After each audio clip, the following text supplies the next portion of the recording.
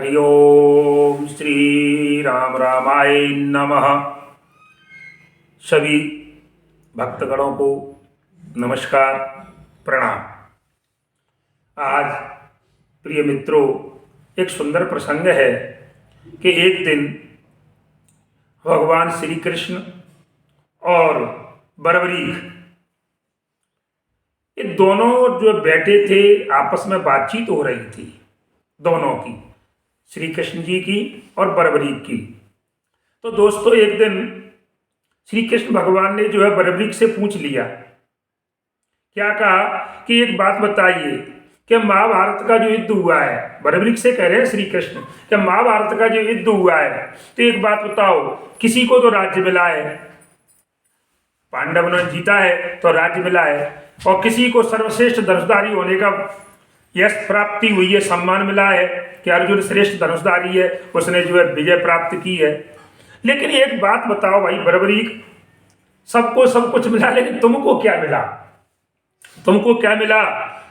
क्योंकि खजूर के पेड़ पर बैठ करके और कटा हुआ जो तुम्हारा सिर है वो यहाँ पर रखा हुआ है, तुमने केवल युद्ध देखा है, इसके अलावा आपको कुछ नहीं मिला। तब बड़े प्रसन्न होकर के और बर्बरीक जी कहने लगे कि हे श्याम सुंदर, हे गुरुदेव, आप मेरे गुरु हैं, आपने मुझे शिक्षा ग्रहण कराई है, आपने मुझे मार्गदर्शन किया है, और मुझे अपने कर्मों का कभी फल नहीं चाहिए। बर्बरीक कहता है मुझे कर्मों का फल नहीं चाहिए, मुझे तो केवल आप चाहिए। दुनिया को देखिए, उनको राज्य मिला, किसी को धनुषधारी होने का, आपने कहा कि धनुषधारी होने का वरदान मिला, उनको यश मिला, लेकिन मुझे कुछ नहीं चाहिए, मुझे तो केवल आप चाहिए। देखिए कितनी सुंदर बात कही है कि बर्बरीक क्या मांग रहे हैं कि मुझे आपका साथ चाहिए, आप चाहिए हे प्रभु। और मुझे, क्योंकि ये सब क्या है, ये दुनिया कैसी है, शाश्वत नहीं है, ये नश्वर है, ये मनुष्य एक दिन नष्ट होना, ये पंच तत्व का शरीर है, ये जाएगा, इसमें कुछ नहीं है। अर्थात अब हम हमेशा नहीं रहेंगे, हम तो आज हैं कल नहीं होंगे, लेकिन स्वामी आप तो हमेशा हैं, हमेशा थे और हमेशा रहेंगे। इसलिए हमें अपनी चिंता नहीं है कि आज हैं कल नहीं होंगे। तब भगवान श्री कृष्ण कहने लगे कि हे भाई बर्बरीक, वास्तव में तुम सच्चे योगी हो। सच्चा योगी वही कहलाता है, कौन सा, कि जो कर्म तो करता है लेकिन फल की इच्छा नहीं करता।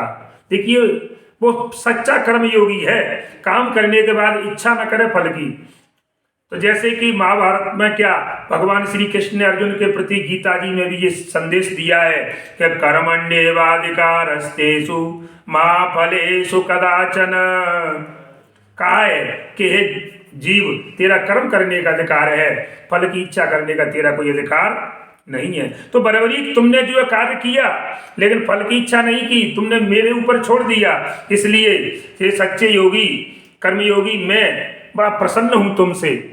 और चाहिए, बोलिए तुम्हें क्या चाहिए, मैं तुम्हारे कर्म का तुम्हें फल दूंगा।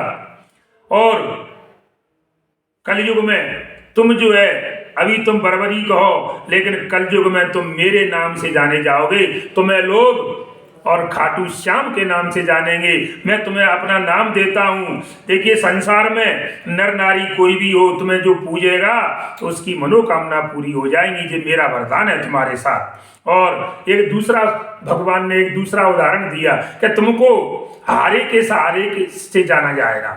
हारे का सहारा जिसका कोई नहीं है, उसका खाटू श्याम होगा, इस नाम से तुम जाने जाओगे। और जहाँ का राजा धार्मिक होगा, जहाँ की धरती पवित्र होगी। और हम जरा सी भी मंदिर में पूजा करके भगवान से कुछ मांगने चल लग जाते हैं। देखिए साधारण उदाहरण दिया है कि जब हम कुछ भी मंदिर में जाते हैं, कोई प्रोग्राम है, तो हम जाकर भगवान से कहते हैं प्रभु ऐसा कर देना, मेरे बच्चे की नौकरी लग जाए, दुकान कम चल रही है, दुकान की तो व्यापार में घाटा हो रहा है, तो दुनिया भर की चीज मांगने लगती है।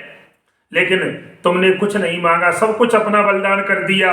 इसलिए कहने का मतलब दुनिया की चीजें तो मिल जाती हैं, लेकिन हम उनमें मोह माया में फंस करके रह जाते हैं और बार बार कर्म करते हैं और जन्म लेते हैं, मर जाते हैं। लेकिन उस सत्य को कोई नहीं जानता, जो वास्तव में जो सत्य है, उसको सत्य क्या है? सत्यम शिवम सुंदरम, सत्य ही शिव है, शिव ही सुंदर है। अर्थात केवल सत्य क्या है, केवल एक सत्य है, तो मैं हूं। अर्थात भगवान श्री कृष्ण कहते हैं कि मैं सत्य हूं, अर्थात सब नश्वर है संसार। इसलिए खाटू आज से तुम बरबरीक नहीं, तुम खाटू श्याम के नाम से जाने जाओगे, और आपके दर्शन से, आपके और नाम लेने से सबके बिगड़े हुए काम बन जाएंगे, जिसका कोई नहीं उसके तुम हो जाओगे। इस प्रकार से भगवान श्री कृष्ण ने जो है और बरबरीक को वरदान दिया। उसी समय से जो है और श्याम के नाम से जो है संसार में और ये विख्यात हुए, प्रसिद्ध हुए। आज उनके नाम से लोग अपने सब बिगड़े हुए कार्यों को बनाते हैं। जय श्री श्याम, जय खाटू बाबा।